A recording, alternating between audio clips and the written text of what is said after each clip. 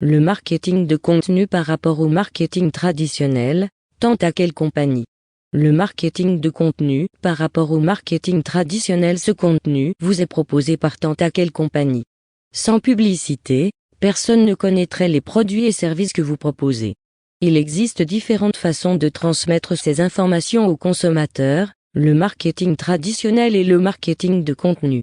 Un plan marketing bien conçu intègre les deux tactiques, mais le défi consiste à choisir le bon style de publicité pour atteindre votre objectif.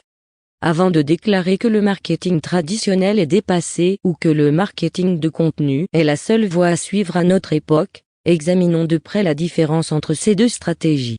Canaux de marketing traditionnels et canaux de marketing de contenu. La première différence, et la plus évidente, entre le marketing de contenu et le marketing traditionnel, est le moyen de distribution.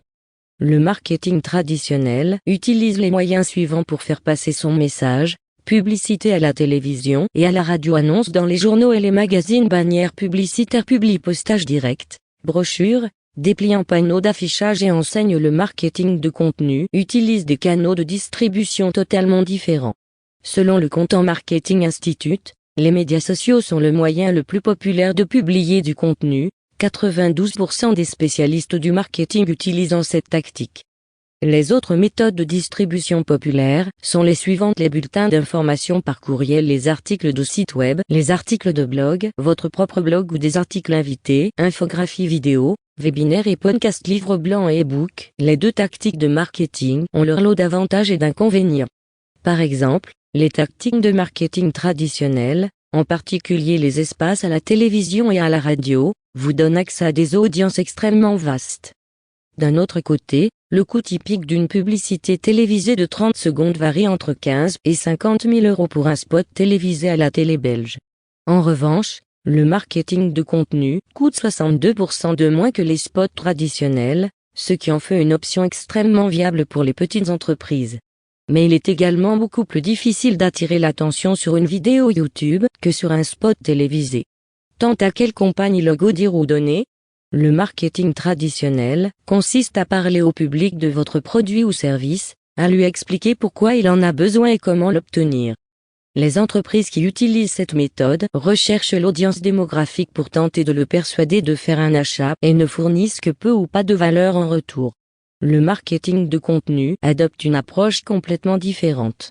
Plutôt que de présenter vos offres aux consommateurs, vous publiez du matériel que votre audience cible trouve utile ou intéressant.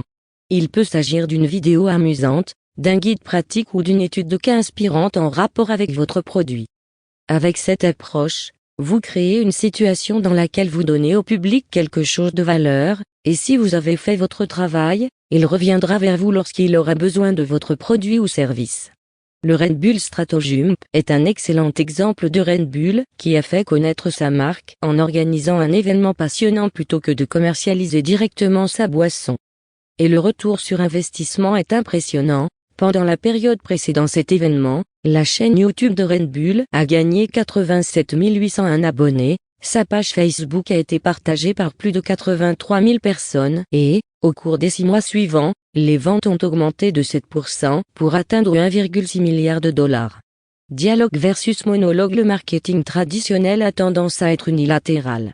Vous envoyez des prospectus ou passez une publicité à la télévision et les gens la verront, mais il n'y a aucun moyen pour eux d'interagir avec votre marque. Ils n'ont pas la possibilité de poser des questions ou de faire des commentaires.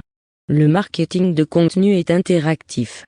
Grâce à la nature de l'Internet, cette stratégie offre la possibilité de dialoguer avec vos clients ou clients potentiels, plutôt que de les forcer à écouter votre monologue. Ce forum permet à votre audience de faire des recherches sur les marques et les produits beaucoup plus facilement avant d'effectuer un achat. Tant à quelle compagnie logo généralisation et personnalisation. Les publicités traditionnelles sont destinées à être vues par un vaste public. L'événement télévisé le plus regardé de l'histoire a été le Super Bowl de 2015, qui a attiré 114,4 millions de téléspectateurs. Parce que les canaux de marketing traditionnels présentent des audiences aussi larges, et parce que les publicités et les annonces sont susceptibles d'être diffusées pendant plusieurs mois, voire plusieurs années, elles sont conçues pour attirer un public aussi large que possible. En revanche, Comme le marketing de contenu vise à gagner la confiance du lecteur, le contenu doit s'adresser à un public plus restreint et plus spécifique afin de lui parler directement et de lui donner une raison de s'engager. Par exemple, une publicité dans un magazine pour une jardinerie peut présenter une image de la vaste sélection de plantes, de fleurs et de graines qu'elle propose plutôt que de s'adresser à un groupe spécifique de jardiniers. Elle jette un filet aussi large que possible pour faire impression sur tout le monde, des maraîchers aux paysagistes, des experts aux débutants. Une campagne de marketing de contenu pour la même jardinerie serait très différente. Il y aurait peut-être une série d'articles de blog sur le bon entretien des roses, destinés aux rosiéristes. Pour les paysagistes, vous pourriez publier des articles sur l'actualité du secteur et des conseils commerciaux. Plutôt que d'essayer de satisfaire un large groupe avec un seul type de contenu, une campagne de marketing de contenu devrait fournir quelque chose de valeur à plusieurs petites audiences. Ce contenu vous est proposé par tant à quelle compagnie. Affiches publicitaires et documents à partager. Le marketing traditionnel a pour but d'établir une notoriété par le biais de l'autopromotion et, comme il n'a pas tendance à offrir quelque chose de valeur, il n'est pas facilement partageable. Vous pouvez faire remarquer à un ami qu'il doit rester à l'affût d'une publicité télévisée amusante, mais vous ne pouvez pas réellement la lui transmettre à moins que vous ne la trouviez sur YouTube, ce qui franchit alors la limite du marketing de contenu. Avec le marketing de contenu, comme vous avez offert au spectateur quelque chose de drôle, d'informatif ou d'inspirant, et que vous l'avez fait dans un forum interactif comme les médias sociaux, il est beaucoup plus facile de partager ce contenu. Et comme les gens partagent ce qui les met en valeur, plus le contenu est bon, plus il sera exposé. À retenir une tactique de marketing vous empêche-t-elle automatiquement d'utiliser l'autre? Pas du tout. En fait, de nombreuses entreprises prospères utilisent à la fois le marketing traditionnel et le marketing de contenu. Coca-Cola en est un excellent exemple. Cette marque est connue depuis longtemps pour ses publicités traditionnelles, qui racontent une histoire, qu'il s'agisse du jovial Saint-Nicolas dégustant un coca à Noël, ou des images de familles souriantes partageant un soda glacé. Cependant, Coca-Cola vise également à doubler ses ventes d'ici 2020, un plan de marketing de contenu qui cherche à poursuivre cette tradition de narration d'une manière plus interactive. Réfléchissez au type de canaux de marketing auxquels votre entreprise a accès, au budget que vous avez consacré aux différentes campagnes de marketing, au public que vous devez cibler et au type de marketing auquel il est le plus susceptible d'être réceptif. Ensuite, profitez du meilleur des deux mondes. Ce contenu vous est proposé par tant à quelle compagnie.